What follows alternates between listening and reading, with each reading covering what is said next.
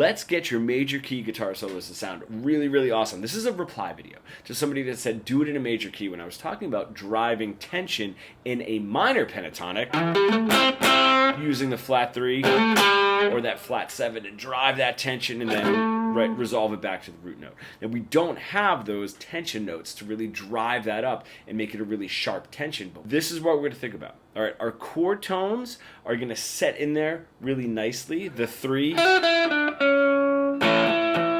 is going to be the least stable. The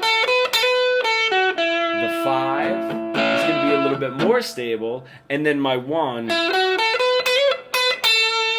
is going to wrap the whole paragraph up. All right, so that's how we can really build up this sort of tension. Think about landing not on a chord tone and then on a chord tone. If I have my 2 and my 7, that's going to push me to my root note. And I can use motif to really drive that home. 2.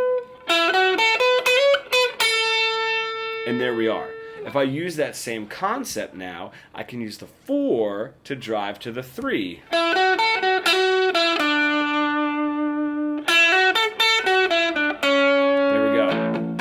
Right? Same thing, the 6 can either drive to the root note or down to the 5.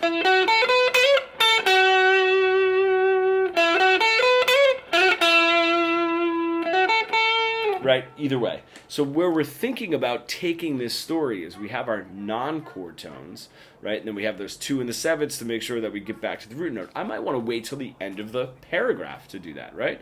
But I have my 4 that's going to drive to my 3. That's going to sound the least stable. Then I have my 6 to get down to my 5, right? And that's going to sound a little bit more stable. I'm moving the story along, right? I'm ending a phrase on not a chord tone, and then ending on a chord tone. And when I'm finally ready to wrap the story up, I'm landing on my root note.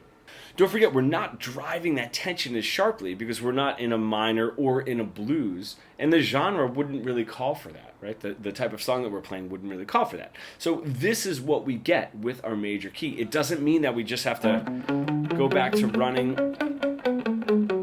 the scale up and down, right? We still have deliberate note choices and tensions that we can bring to our playing.